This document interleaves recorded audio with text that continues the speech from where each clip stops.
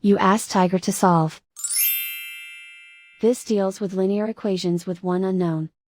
The final result is x equals 2. Let's solve it step by step.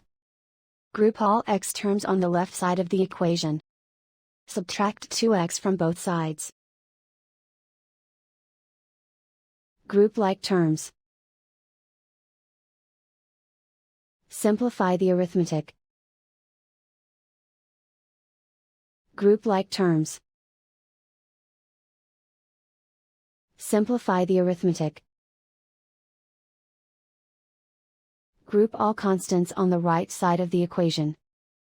Add 5 to both sides. Simplify the arithmetic.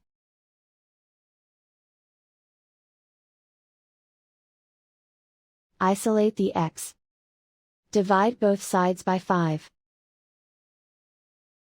Simplify the fraction. Find the greatest common factor of the numerator and denominator. Factor out and cancel the greatest common factor. And so the final result is x equals 2.